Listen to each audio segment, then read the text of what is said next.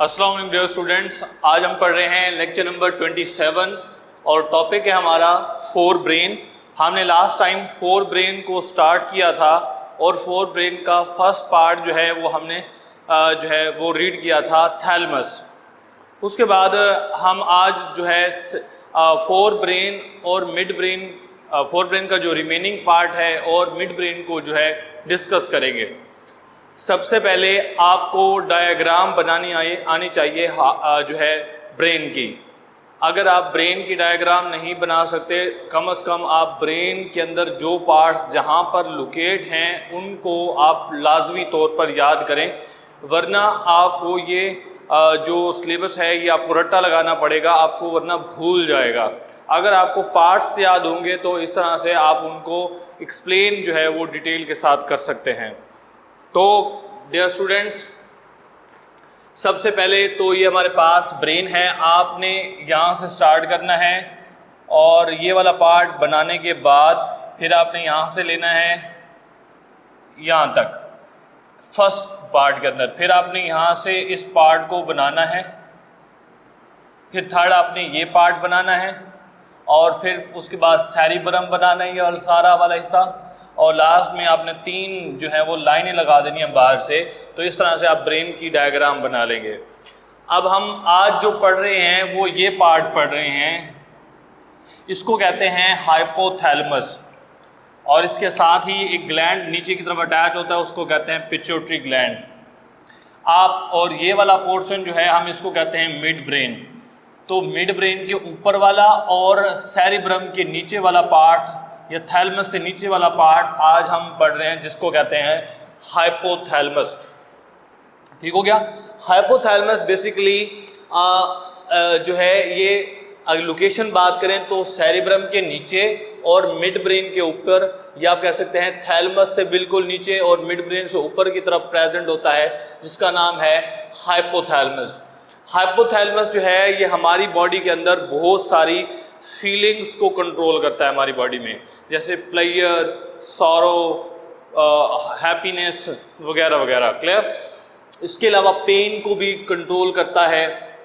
ये पार्ट यानी जिसको हम हाइपोथैलेमस कहते हैं, ये बेसिकली इसका अगर हम साइज की बात करें तो इसका जो साइज है वो एक बादाम के दाने के बराबर होता है। Almond, the size of the hypothalamus is equal to the size of an almond। उसके बाद हमारे पास है, इसका काम होता है हमारी बॉडी के डिफरेंट पार्ट से जो सेंसरी इंफॉर्मेशन आती हैं, सिर्फ नाक के अलावा जहाँ से भी सेंसरी इंफॉर्मेशन आती हैं वो यहाँ से गुजरते हुए मिड ब्रेन से गुजरते हुए जाती हैं हाइपोथैलेमस। फिर हाइपोथैलेमस उसको फोर ब्रेन के यानी सेरिब्रम के पास भेजता है जहाँ पर उनका फंक्शन होता है। अब मेन पॉइंट याद रखिएगा, हाइपोथैलेमस जो है ये हमारी बॉडी में नर्वस सिस्टम और एंडोक्राइन सिस्टम दोनों सिस्टम को कनेक्ट करता है। तो हमारे पास अब 4 पॉइंट आ गए। सबसे पहले लोकेशन हमने बात की, लोकेशन जो है ये below the thalamus and above side of the mid brain. Size किसके बराबर है? एलमंड यानी बादाम के बराबर है। दूसरा पॉइंट हमने बात की कि इसका काम है connect to the endocrine system to nervous system, यानी हमारी बॉडी के केमिकल कोऑर्डिनेशन को नर्वस कोऑर्डिनेशन के साथ कनेक्ट करना, ये काम होता है हाइपोथैलेमस का। और उसके बाद पॉइंट नंबर 3 है कि हमारी बॉडी की जो फीलिंग्स होती हैं वो उन फीलिंग्स को जो है ये कंट्रोल करता है, जैसे प्लेयर हो गया, सॉरो हो गई, पेन रिसेप्शन हो गया, ये वगैरह वगैरह।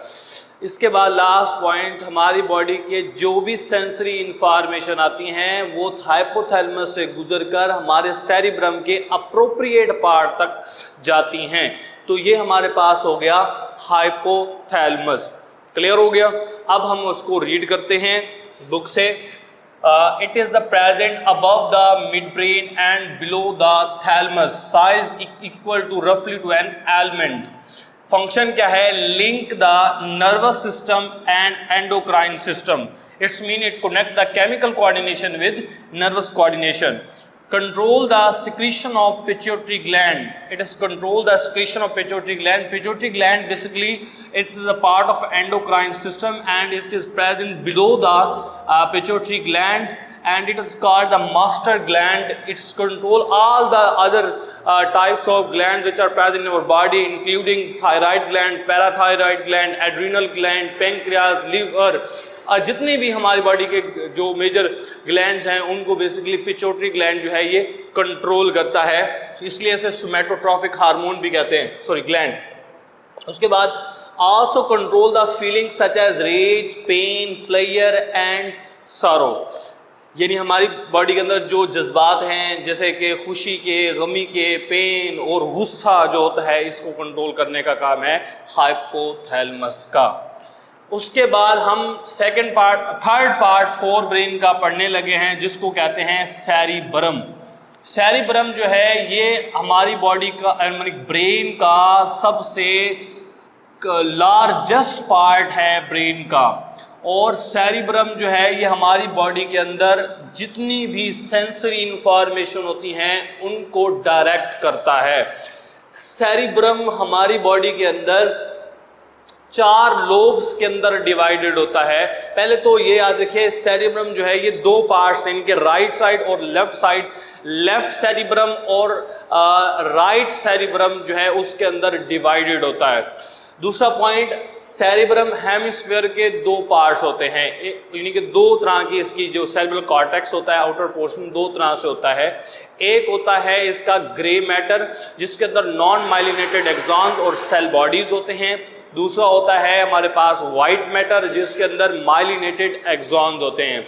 इसके अलावा राइट और लेफ्ट सेरिब्रम जो है एक दूसरे के साथ एक पार्ट होता है जो आपकी बुक में नहीं बताया हुआ, उसको कहते हैं कॉर्पस सेलोसम। कॉर्पस सेलोसम जो है एक पार्ट होता है जो राइट और लेफ्ट सेरिब्रम को कनेक्ट करता है। उसके बाद अगर हम बात करें सेरिब्रम जो है ये हमारी बॉडी के अंदर 4 लोब्स के अंदर डिवाइडेड है। वो लोब कौन कौन से हैं? एक हमारे मिड ब्रेन के बिल्कुल नीचे और इन फ्रंट ऑफ पोन्स ये प्रेजेंट है जिसका नाम होता है टेम्पोरल लोब, यानी कि ये वाला रीजन यहाँ पर प्रेजेंट होगा। उसके बाद फ्रंटल लोब जो कि फ्रंट साइड पे प्रेजेंट है, ये वाला रीजन जो है सारा फ्रंटल लोब कहलाता है। उसके बाद ये वाला रीजन इसको कहते हैं, ये वाला इसको कहते हैं पेराइटल लोब, और बिल्कुल आंख के बिल्कुल सामने पीछे की तरफ इसको कहते हैं ओसिपिटल लोब। तो ये 4 हो गए, temporal lobe, frontal lobe, parietal lobe and occipital lobe. Clear हो गया? और इन चारों का फंक्शन हम डिटेल के साथ आगे रीड करते हैं। तो सबसे पहले हम सेरिब्रम को इंट्रो पढ़ते हैं। What is cerebrum? Cerebrum is the largest part of fore brain. उसके बाद हमारी बॉडी के अंदर जो स्केलेटल मसल्स होते हैं उनको कंट्रोल करना, इसके अलावा इंटेलिजेंस को कंट्रोल करना, हमारी जो बोलने के दौरान स्पीच होती है उसकी मूवमेंट्स को कंट्रोल करना, और हमारी बॉडी के जो इमोशंस होते हैं उनको कंट्रोल करने का काम है सेरिब्रम का। Control the skeletal muscle, thinking, intelligence and emotions of our body. Next है पार्ट्स। तो अभी मैंने बताया था सेरिब्रम को 2 पार्ट्स के अंदर लेफ्ट और राइट सेरिब्रम के अंदर डिवाइडेड किया जाता है। तो उसके बाद divide into cerebral hemispheres, into 2 hemispheres, right cerebral hemisphere and left cerebral hemisphere. Cerebral hemispheres के बिल्कुल फ्रंट साइड के ऊपर स्पेशलाइज ऑल्फैक्टरी बल्ब्स होते हैं जो हमारी बॉडी के जो स्मेल से रिलेटेड जो भी इंफॉर्मेशन होती हैं उनको कंट्रोल करने का काम है सेरिब्रम का। Olfactory bulbs, anterior parts of cerebral hemispheres called olfactory bulbs, which receive impulses from olfactory nerves. Olfactory का मतलब होता है related to smell, यानी nose के रिलेटेड है, and create sensation of smell is called olfactory bulb. Olfactory bulb के बाद हमारे पास है differentiate between gray matter and white matter. याद रखिएगा सेरिब्रल हेमिस्फीयर का जो आउटर रीजन है उसको हम नाम देते हैं ग्रे मैटर का, इनर रीजन को हम कहते हैं व्हाइट मैटर। ग्रे मैटर जो है ये एक तो हो गया आउटर रीजन का, और दूसरा पॉइंट है it is made up of non myelinated axon. ऐसे एक्सॉन्स होते हैं जिनके ऊपर माइलिन शीट नहीं होती है और इसमें क्लस्टर्स होता है सेल बॉडीज का। तो डेफिनेशन होगी grey matter is the nervous system consists of cell bodies and non-myelinated axons, and the white matter consists of myelinated axons। उसके बाद लास्ट में है सेरिब्रल कॉर्टेक्स जो होता है इस तरह ऑर्डर के अंदर जो है ये फोल्ड होता है कि हमारे स्कल के अंदर जो है ये इसको हम स्टोर कर सकते हैं, फिट आ जाता है। It is divided into 4 lobes. तो first of all we are discussing to frontal lobe. Frontal lobe जो होता है ये हमारी बॉडी के अंदर मोटर फंक्शंस को कंट्रोल करता है। जो मोटर न्यूरॉन्स की मूवमेंट होती है, यानी जो कोऑर्डिनेटर टू इफेक्टर्स मैसेज लेकर जाते हैं उनकी मूवमेंट्स को कंट्रोल करना, ये काम है फ्रंटल लोब का। इसी तरह से हमारी बॉडी के जो स्केलेटल मसल्स हैं और ड्यूरिंग स्पीच के अंदर जो मूवमेंट्स आती हैं उनको कंट्रोल करता है फ्रंटल लोब। उसके बाद अब हम इसको रीड कर लेते हैं। It is control the motor functions, it control skeletal muscle movement, it control movements of the during speech. Next है पेराइटल लोब। ये इस रीजन को कहते हैं पेराइटल लोब। पेराइटल लोबर जो होता है ये हमारी बॉडी के जो सेंसरी इंफॉर्मेशन होती हैं स्किन से रिलेटेड, क्योंकि जितनी भी स्किन से इंफॉर्मेशन जाती हैं वो हमारे पेराइटल लोब के अंदर जाती हैं, जो कि बिल्कुल हमारे इस रीजन के ऊपर प्रेजेंट है। उसके बाद थर्ड है हमारे पास ओसिपिटल लोब। ओसिपिटल लोब ये पर प्रेजेंट है, ये वाला रीजन जो है ये ओसिपिटल लोब कहलाता है।